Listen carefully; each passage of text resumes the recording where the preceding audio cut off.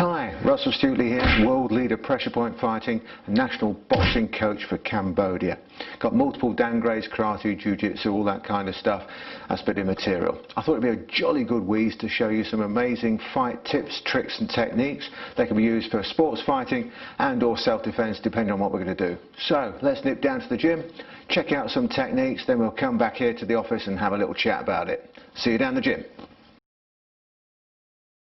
Okay, right, now we're going to look at making sure we can understand distance properly.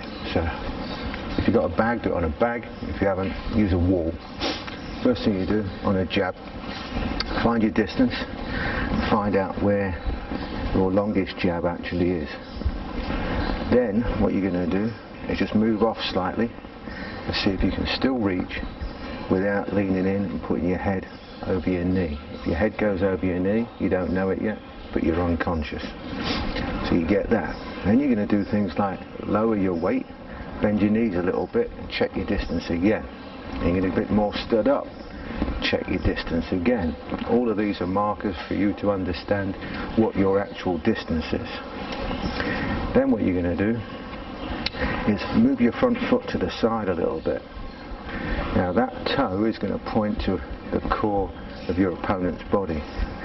As that toe changes its angle, it alters your distance. If I'm here, where I was before, I've got a stretch to reach. When I move to the side a little bit and alter that angle, I can go through the target with that same jab, with the same amount of reach, if you like. So I've effectively got closer, but my head has stayed the same distance away, which has kept me safer.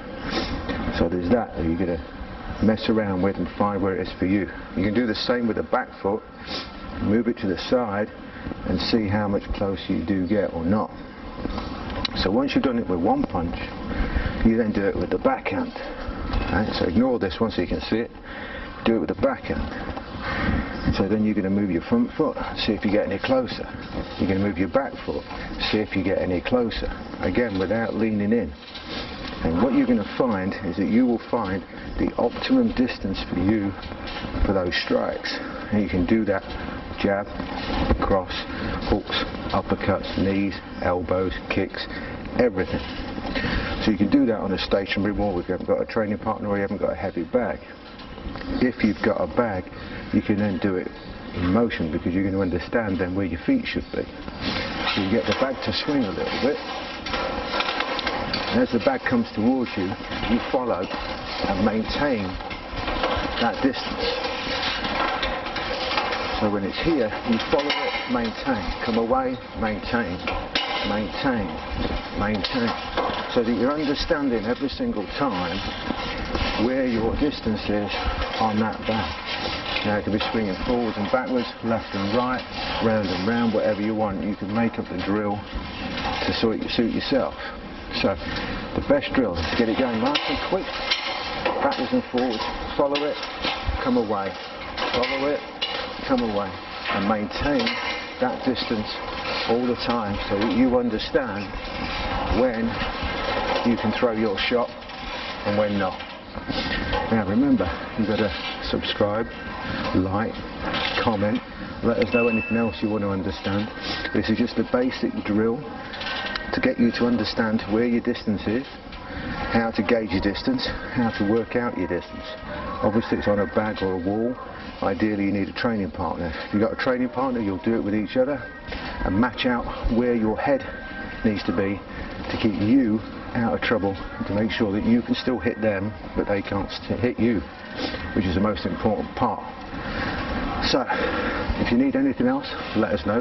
Got any comments, let us know. If you agree, disagree, let us know. If there's any tips, tricks, techniques you want to understand, let us know and we'll get back to you. Thanks. Now, back to me in the office. Well, thanks me at the gym.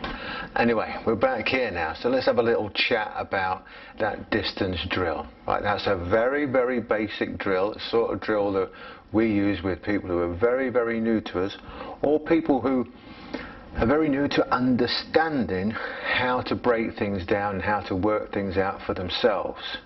Because in this day and age now where we've got all this COVID stuff, these sort of lessons that you get now are there to help you to understand how to help yourself. because we can't be there physically with you, obviously. So what we've got to do is give you the information in such a way that you use this and you start to analyze things yourself, work things out yourself, and understand things for yourself. Now, it's very difficult to do that with a blank slate, so to speak. So what we intend to do with all of these lessons that we're going to keep firing at you is give you a little starter, give you something to be going on with, something that then you can then take that basic principle, that basic idea, and extrapolate it out and learn from it. So when we show you a drill, it may well be very, very basic to start with, and you can add to that yourself. If you're a boxer, you'll do all your boxing stuff. If you're a kickboxer, you do kickboxing stuff. Thai boxing, Thai boxing. If you're a grappler, you can use it for working out distance, ready to go and shoot in, ready to throw a strike to get in. If it's for self-defense, you can just use it more stood up to understand distance, ready before you throw your preemptive shot, whatever it may be. Now that drill with the bag swinging, when you start putting kicks into it, that starts to get a bit tiring. Now what we would do with a drill like that, we would have the bag swinging, and you're doing rounds on that, just to understand that, moving in, moving out. As you move in, you start off round 1, you might throw a jab. Round 2, it'll be a jab cross. Round 3, it might be double jab cross. But you're throwing it at the top of the swing this way, and at the top of the swing this way, allowing the bag to swing, so that you're understanding the full range of movement as the bag's going away from you, and the full range of movement as the bag's coming towards you. Things to look out for.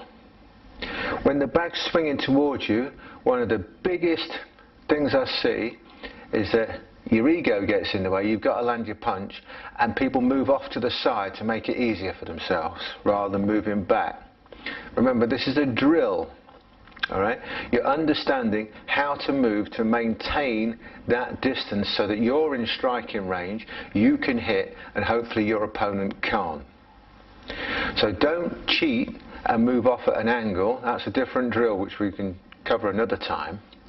So all you're going to do if you do something like that is cheat yourself. So all the drills that we show, all the things like that that we do, are all about making you improve as quickly as we possibly can. All right? So it's about not cheating, and it's about intensity, and using your own brain to figure out what you could put into that drill yourself. Maybe it's kicks, it might be a spinning hook kick, it might be a roundhouse kick, it might be a lead leg roundhouse followed by a big overhand right, whatever it may be. You think of your combinations that you're going to be throwing, understanding that distance at the same time. It could be that you've got a training partner, you can work it together.